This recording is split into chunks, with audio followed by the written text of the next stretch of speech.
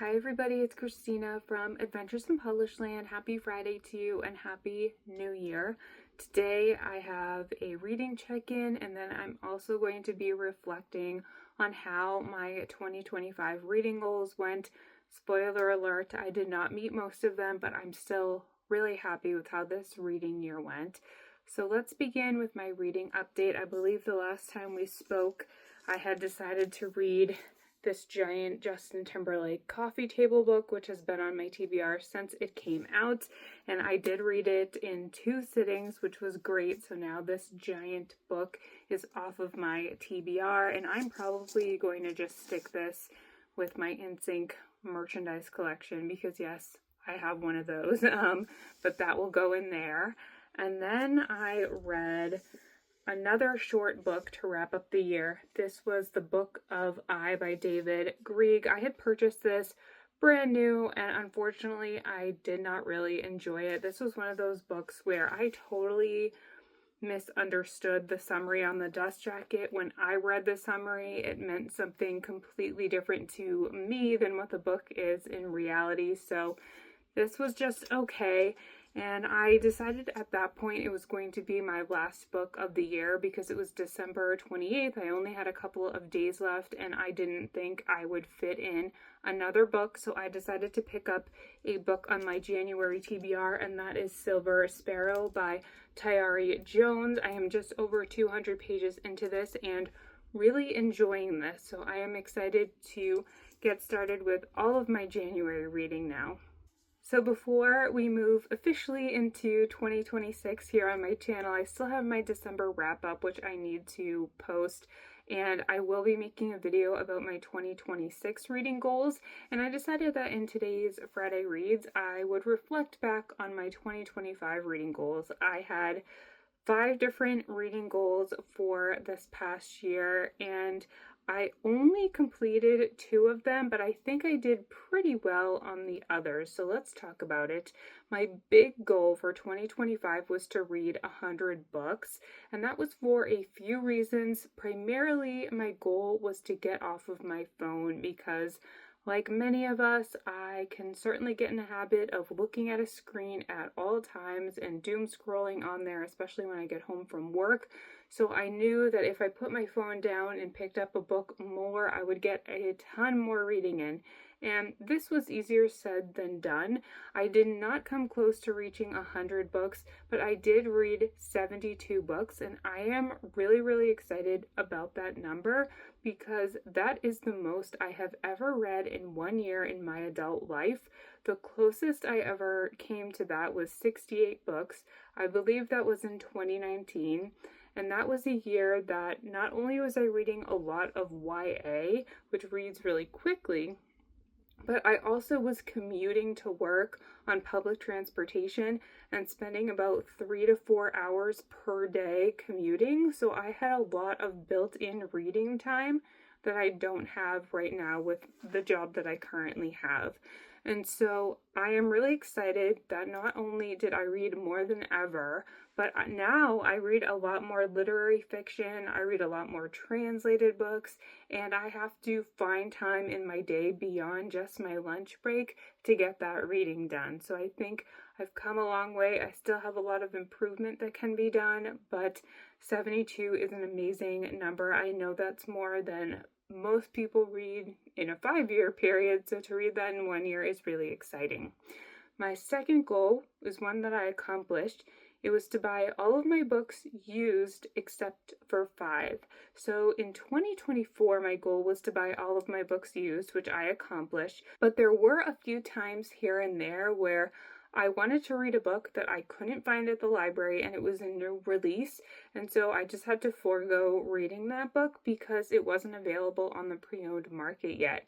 And so this year I decided I would allow myself to buy up to 5 books brand new, and I did that. I bought 5 books brand new. I will say, I think I've learned my lesson though. I need to just be very selective with my book purchasing because, as I mentioned, I bought this book brand new, thought I would love it, and I didn't. I will be unhauling this. I bought another book brand new this year that I unhauled and didn't enjoy as well. So I am much more of a used book person. I love used book shopping. I love the thrill of the hunt. I love buying things for under $5, under $10, and I think I'm just going to stick with that going forward. That doesn't mean I will never buy a brand new book again, but I'm going to be very, very, very selective with those purchases and really rely on my library more. Okay, my third goal was one I completely failed. I wanted to read 4 Stephen King books. One of my lifelong reading projects is to read all of his books in publishing order. I am a good chunk of the way in, but still very early in his writing. I think I'm in the early 80s right now. And this year I only read 1 Stephen King book. And I think that was primarily because I was focused on getting to as many books as possible to try to reach that 100 book goal. And I know that Stephen King books can take me a really long time to read. Sometimes I've spent over a month reading one of his books before, and so I was hesitant to invest my time in his books because I knew I would fall even farther behind in my reading goal. Going forward, I don't really want to focus on that. I still would like to read at least 2 to 3 of his books a year so I can keep up with this goal, but yeah, this year I didn't do very well at that. My next goal is one that I accomplished. It was to reread at least 5 books, and I did do that. I will say though, I think all of the books I read were books from my childhood, so either middle grade novels or YA novels, and while I did satisfy this goal, I would have liked to focus more on the adult books on my shelf because that's what I had in mind when I made this goal. I really do love rereading. I get so much from reading my favorite books over and over again, and so I definitely want to encourage myself to reread more all of the time. And my last goal in 2025 is another one that I didn't accomplish, but I'm very happy with my progress on this, and that was to keep my physical TBR to 5 books. And that's because I have learned over the course of my life that I thrive having a small TBR because it allows me to constantly be buying books, but constantly reading the books that come in. And that is the key for me. I am most excited to read a book the moment it hits my TBR shelf. If it sits there for a prolonged period of time, my excitement over the book goes lower and lower and lower. And so this year, I did such a great job of buying a few books, reading a few books, buying a few books, reading a few books, and at this moment in time, I only have 9 books on my TBR.